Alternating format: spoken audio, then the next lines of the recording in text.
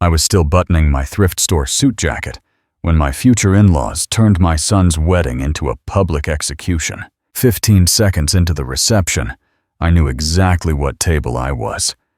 The keep him out of the pictures table. The don't let him touch anything expensive table. The who even invited this guy table. 500 guests. Downtown Dallas. The ballroom at the Crescent Hotel looked like money had built a cathedral just to flex. Crystal chandeliers. White roses stacked like snowfall. A string quartet playing like they were being paid to hypnotize everyone into thinking they belonged there. I didn't. I sat at table 39, tucked behind a pillar, right next to the kitchen doors. Every time a server pushed through, hot steam hit my face like the building itself was telling me, "You're in the way." My name's Walter Hayes. I'm 70. My hands are rough, knuckles swollen from 50 years of hard work. And tonight, those hands were folded on a tablecloth that probably cost more than my whole suit. Across the room, the Whitmore family sat at the head table like they owned oxygen. Grant Whitmore, the bride's father, wore a tux that hugged him like a second skin. His wife, Lillian, had diamonds flashing every time she fake laughed at something she didn't even hear. Their daughter, Bianca, my son's bride, was glowing in a dress that looked like it came with its own insurance policy. My son, Mason, sat beside her with that same hopeful look he had when he was a little kid, showing me a school project. 31 years old, smart, gentle, the kind of man who apologizes when somebody steps on his foot. He looked happy, and it broke my heart, because I knew these people were about to eat him alive. The music dipped, the chatter softened, a spotlight snapped on like a weapon. Grant Whitmore stood up with a microphone and that slick smile rich men wear when they think they're untouchable. "Ladies and gentlemen," he boomed, "tonight we celebrate my baby girl marrying Mason Hayes." Polite applause. He held up a hand. "Now, we all know Mason didn't grow up with the kind of advantages my daughter is used to." The room chuckled. That warm, nasty chuckle people do when they're relieved the joke isn't about them. Grant kept going, smooth as oil. "But hey, that's why families like ours exist. We take rough material and we polish it. We gave Mason connections. We gave him access. We basically upgraded his whole life." I felt Mason's shoulders tense from across the room. Grant stepped off the little stage and started walking down the aisle between tables. The spotlight followed him. He strolled past bankers, surgeons, people with smiles so white they looked rented. Then he walked all the way to the back. To me. To table 39. He stopped right in front of my chair and looked down at me like he'd found gum on his shoe. "And of course," he said, tilting the mic toward me like he was about to interview a zoo animal, "we can't forget the baggage." He pointed at my chest. "This," he announced, "is Walter, Mason's father." 500 heads turned. 500 eyes scanned my cheap suit, my old shoes, the wrinkles at my throat where the collar didn't fit right. Grant laughed, not a friendly laugh, a cruel one. "Imagine trying to climb into the penthouse," he said. "With an anchor like that, tied to your ankle." My stomach knotted, but my face stayed still. I've been called worse by men who didn't have servants. Grant leaned closer, voice dropping like he was sharing a secret with the whole room. "Walter, tell me something. You proud? You proud your son had to marry up just to escape, whatever this is?" Bianca laughed loudest. Not nervous, not awkward. She laughed like this was the best entertainment she'd had all year. She covered her mouth with a manicured hand, but her eyes were dancing, like I was a joke that finally landed. And then Lillian Whitmore added her own little dagger, sweet as poison. "Ah, honey," she said, staring right at Mason. "Don't let your dad feel bad. Some people are born to build things, and some people are born to clean up after. Grant snapped his fingers at a waiter passing by. Hey, can you move him? He's blocking the door. Put him closer to the kitchen. That's where he belongs. That's when the first visual hit happened. A server bumped my table in the shuffle, and a full glass of red wine tipped over, spilling across the white cloth like blood. It ran down toward my wrists, soaking the sleeve of my jacket. The stain spread fast, ugly, loud. The room gasped, then laughed again, like the universe had joined the bullying. Grant grinned. Perfect. Even the wine knows where it's supposed to go. Mason's chair scraped back so hard it screeched. He stood up, pale, jaw locked. Bianca hissed under her smile. Sit down, Mason. Don't be dramatic. You're embarrassing me. He didn't sit. He walked straight toward the stage, like he couldn't feel his legs, like something inside him had finally snapped. Grant lifted his chin. Oh? The charity case found his backbone.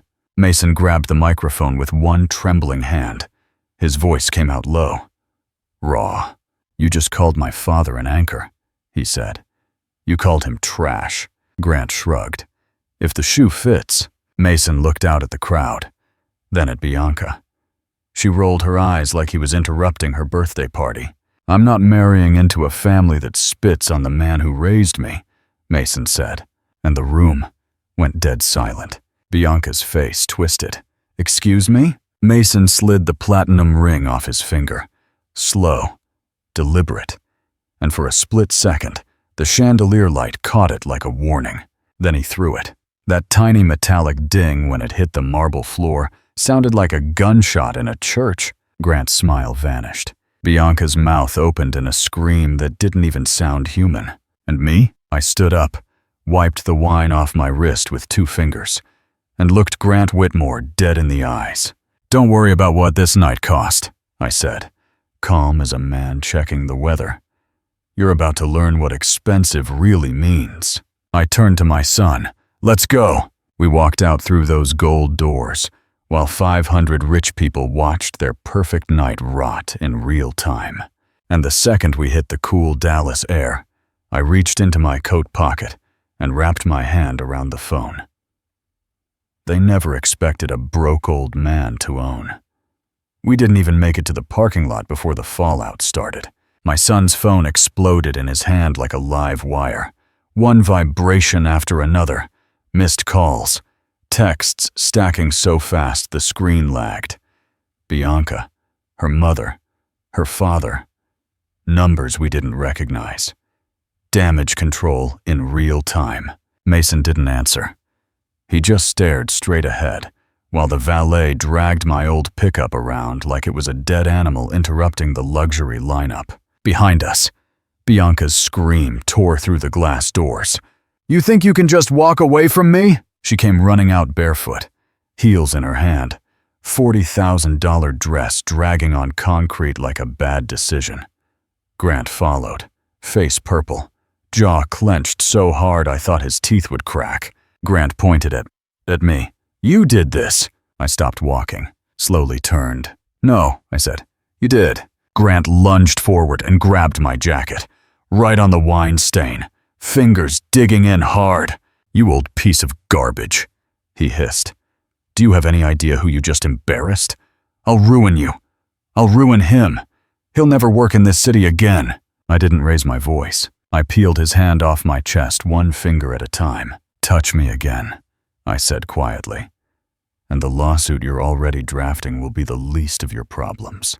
That's when Mason finally spoke. Dad, he whispered. Please. I nodded. Enough. We got in the truck and drove away, while Bianca collapsed on the sidewalk screaming like the world owed her oxygen. Mason didn't cry at first. He waited until the headlights swallowed the hotel behind us. Then his shoulders started shaking. I destroyed my life, he said. They're going to blacklist me. Grant knows everyone. I just lost my job, my marriage, my future, all in 10 minutes. I didn't answer right away. I let him break. That was suffering number 1. The next morning, It got worse. At 7:12 a.m., Mason's firm called. Not his boss, Char. Their voice was polite. Clinical. Dead. "We've seen the video circulating online," the woman said. "Due to concerns about professionalism and potential reputational risk, we're terminating your employment effective immediately." Video. Grant had leaked footage of the wedding meltdown overnight, but not the part where he called me trash, not the part where Bianca laughed. Only Mason standing with the microphone. Only the ring hitting the floor. Cut just right to make him look unstable. By noon, hashtags were trending. Gold digger dodges bullet. Architect loses it at wedding. Future abuser? Mason sat at the kitchen table staring at his laptop, like it might apologize. Then the bank called. Then the lender. Then the credit card company. 3 different voices. Same message. "Your account has been frozen pending review. Your credit line has been suspended. Payment in full is required." Grant Whitmore didn't just want revenge. He wanted to suffocate my son. That night, they came to the house. No warning. No call. Just fists pounding on my door like it owed them money. I opened it to Grant and Lillian, standing on my porch, like they were inspecting a condemned property. Lillian sniffed. "God, it smells like oil and regret in here." Grant shoved a thick envelope into my chest. Legal paper. Crisp. Heavy. $280,000, he said. "Venue, catering, emotional damages, breach of promise." Mason stood behind me. Barefoot. "Well, we're suing," Grant continued. "And when we win, your son is finished. No firm will touch him.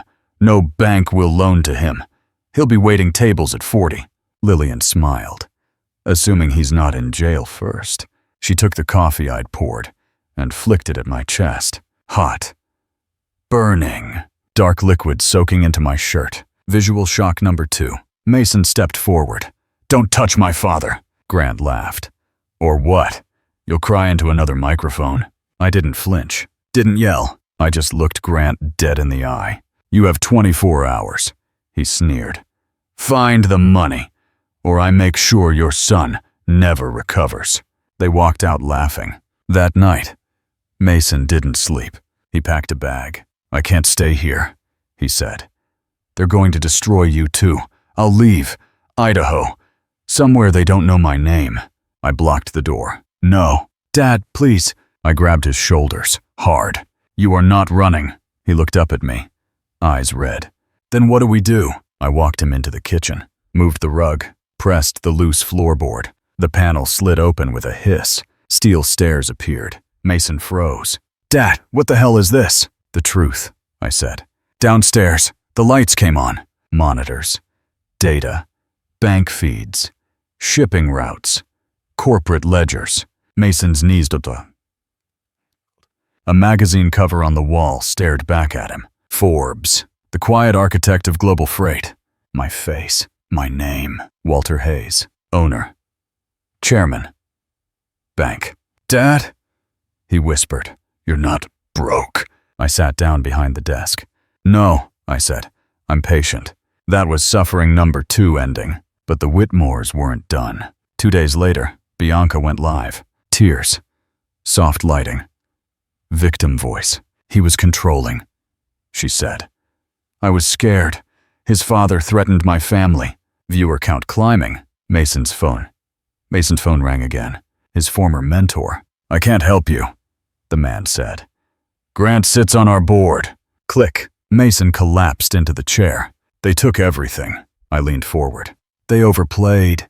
I pulled a file from the drawer. Ultrasound. Bianca was pregnant. Mason's face lit up for half a second. Then I pointed to the date. The math hit him like a truck. "That week," he whispered. "I was with you in the hospital." Exactly. The baby wasn't his. And I had proof. That was suffering number 3. I closed the folder. "Now," I said, "we let them think they won." Grant Whitmore didn't slow down after that. He sped up. The lawsuit hit the courthouse 48 hours later. Thick, loud, designed to scare. $5 million. Emotional distress. Reputational damage. Fraud. Even threw in a line about elder manipulation, like I was some senile puppet master instead of the man who built half the freight routes feeding his company. Mason read the filing 3 times. "They're painting me like a predator," he said. "Like I planned all of this." "That's the point," I said.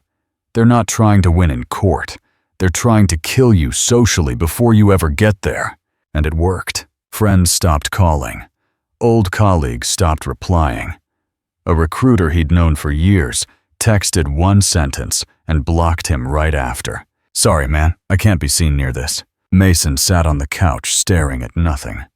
Fingers locked together so tight his knuckles went white. "I gave her everything," he said. "I maxed out cards, took loans, bought things I couldn't afford, just so she wouldn't look down on me. I didn't say I knew, because I already had the numbers. That night, I made 1 call. By morning, I had everything. Bianca's credit history, Grant's corporate leverage, every loan sterling-level rich people think no one notices. They weren't wealthy, they were drowning. They just floated better than most. But before I pulled the trigger, they fired 1 last shot. At 6:03 a.m., my doorbell rang. Not a knock. A camera crew, 2 reporters, a producer, microphones already hot. "Mr. Hayes," one of them said, shoving a mic toward my face. "How do you respond to allegations that you manipulated your son into sabotaging his own wedding to extort a wealthy family?" Mason froze behind me. His name was already scrolling on the news ticker. I stepped outside, looked straight into the lens. "No comment," I said, and shut the door. Visual shock number 3 hit 10 minutes later. Bianca posted again, this time with a prop, an ultrasound photo. "My baby deserves support," she cried, "and these men want to abandon us." The internet went feral. Threats. Messages. DMs telling my son to kill himself. Mason broke. He slammed his fist into the wall so hard the picture frame cracked. "I can't take this," he said. "I don't care if the baby isn't mine. I'll pay her. I'll give her whatever she wants. I just want it to stop." I grabbed his wrist. Hard. "No." He yanked back. "Dad, she's pregnant." "She's lying," I said. "And even if she wasn't, we do not reward extortion." He looked at me like he didn't recognize me. "Since when?" "Since now." I opened the safe, pulled out a sealed envelope. DNA authorization, lab confirmation, chain of custody. I'd already sent the sample. Results due in 24 hours. Mason sank into a chair. "What if you're wrong?" "Then I'll write the check," I said. "And I'll still sleep at night." He nodded slowly. The waiting was the worst part. That night, Bianca showed up. No makeup, messy hair, hoodie 2 sizes too big. She cried on my porch. "My parents are losing the house," she sobbed. "I have nowhere to go." She looked at Mason with those eyes, the ones that used to own him. "Please," she whispered, "just let me stay, for the baby." Mason looked at me. I nodded once. "Let her in." Her face relaxed. Victory flickered. She didn't see the camera above the door. For 3 days, we let her stay. Cold showers, cheap food, no heat at night. She complained when she thought we couldn't hear. Called us broke, called us stupid. Said she deserved better. On the 4th day, I left a fake bank book on the counter. She found it, screamed, smashed a plate. "You lied to me," she shrieked. "You're all poor." She lunged at Mason, hit his chest. "I should have stayed with my parents."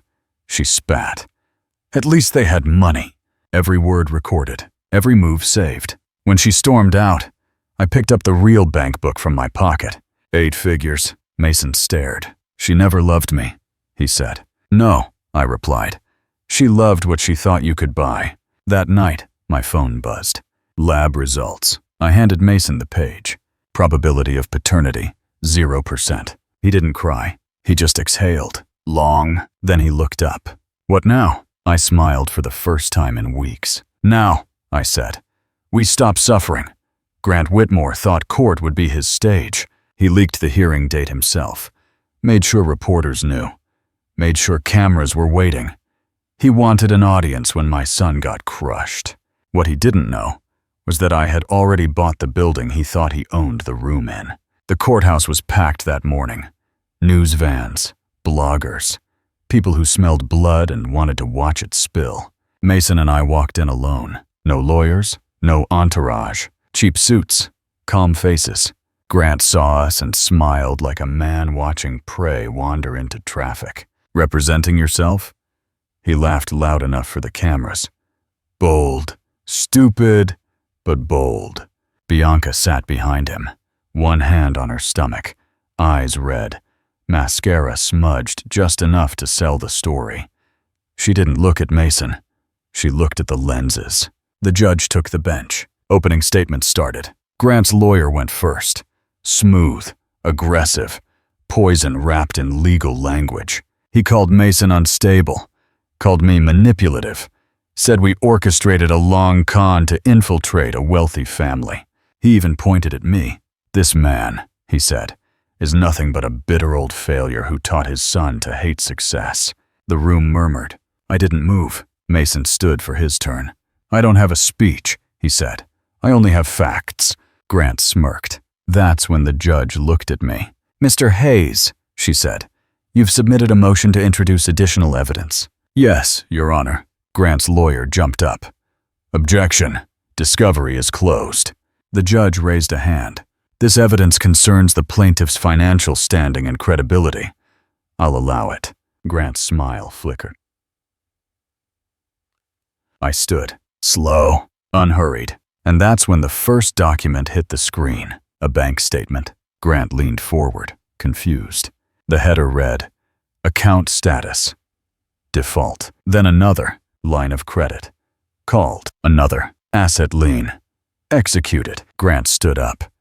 "That's not mine. That's fake." I spoke calmly. "LB Holdings acquired your debt portfolio last week." Grant frowned. "I don't know what that is." I nodded. "That's because you never bothered to ask who was paying for your lifestyle." The judge leaned in. "Mr. Whitmore, is it true your company missed an insurance bond payment?" Grant hesitated. "1 second too long." "Yes," he snapped, "but I had 30 days. I smiled. "Not when the acceleration clause kicks in. That's when my attorney walked in, not rushing, not apologizing. Black suit, clean lines, authority. He placed a briefcase on the table. "My name is Daniel Crow," he said. "I represent LB Holdings." Grant's lawyer went pale. Crow opened the case and dropped the documents in front of Grant. "Heavy, final. You defaulted," Crow said. "We called the debt. All of it. $42 million. Grant's mouth opened. Nothing came out. The judge flipped through the papers. "These are certified," she said. "Mr. Whitmore, your company is insolvent." Bianca's hand slipped from her stomach. Grant turned to his lawyer. "Fix this." The lawyer didn't answer. He was reading, sweating. "Your Honor," he said quietly, "we need a recess." The judge shook her head. "No, we need clarity." She looked at Crow. "And who owns Sterling Development now?" Crow turned, looked straight at me. "My client." The room exploded. Cameras clicking. Reporters whispering. Grant spun toward me. "You?" he whispered. "You're just a mechanic." I stepped forward. "I'm the bank," I said. "And you've been living on borrowed time." Grant stumbled back into his chair. That's when Bianca screamed, "What about the baby?" Every camera swung to her. She rushed forward, clutching her stomach, tears pouring on cue. "You can't do this," she cried. "He's abandoning his own child." I nodded to Crow. He tapped his tablet. The screen changed. DNA results. Big, impossible to miss. Probability of paternity. 0%. Bianca froze. The courtroom went silent. Crow spoke again. "The fetus belongs to another man. A personal trainer. We have timestamps, photos, hotel records." Another image flashed. Bianca kissing someone who wasn't Mason. She collapsed into the bench. Grant covered his face. Mason didn't move, didn't smile, didn't gloat. He just stood taller. The judge cleared her throat. "This case is dismissed," she said. "With prejudice." She banged the gavel. The sound echoed like a gunshot. Grant slid out of his chair and dropped to his knees. Not metaphorically, physically, in front of everyone. "Please," he sobbed. "I'll do anything." I leaned down, low enough only he could hear. "You already did." I turned away, took Mason's shoulder, and walked out, while the cameras captured a man losing everything he thought made him powerful. Grant Whitmore didn't walk out of that courthouse. He was escorted, not in handcuffs yet, but surrounded by men who suddenly wouldn't make eye contact with him. The cameras followed every step. His shoulders were hunched. His tie was crooked. The man who once owned the room couldn't even own his posture. Bianca tried to follow. Security stopped her. She screamed my son's name like it still meant something. It didn't. By sunset, the dominoes started falling. Grant's credit cards declined at the steakhouse he always bragged about. Twice. Loud enough for the table next to him to hear. His phone buzzed with automated notices. Accounts frozen. Lines closed. Loans recalled. The merger he'd been leaning on evaporated before dessert arrived. By morning, his company website went dark. By noon, employees were locked out of the building. By nightfall, the mansion hit the market at half price. That's when I bought it. Cash. No tour. No negotiation. Just a signature and a wire transfer. I didn't move in. I donated it. A youth shelter. Trade programs. Scholarships. The kind of place that teaches kids how to stand on their own feet instead of stomping on someone else's. Grant found out when the locks were changed. He showed up screaming, drunk, pounding on the gates like the house still recognized him. Sheriff told him to leave. He refused. They put him in the back of a cruiser for the night. Bianca called next, from a number I didn't recognize, crying, begging, promising she'd tell the truth, promising she'd be better. I didn't answer. A week later, I saw her again. Truck stop diner. Off the highway. Greasy coffee. Fluorescent lights. She was waiting tables. Didn't recognize me. Didn't recognize the old jacket. The worn boots. I tipped $100 and walked out. Not mercy. Closure. Mason moved forward. Quietly. No press. No interviews. He took the role I offered him. Not because of my name, but because he earned it. He rebuilt his reputation brick by brick. He married a woman who looked at him like a partner, not a payout. At the ribbon cutting of the new building downtown, people clapped for him. I stood in the back, invisible, exactly how I like it. People ask me if I enjoyed destroying Grant Whitmore. I didn't destroy him. I stopped protecting him from the consequences of his own arrogance. That's the part men like him never understand. Money doesn't make you powerful. Leverage does. And dignity? That's non-negotiable. Here's the truth they learned too late. You don't lose when you walk away from people who disrespect you. You lose when you stay. I'm Walter Hayes. I clean my own floors. I drink cheap coffee. And I own every building that ever looked down on me.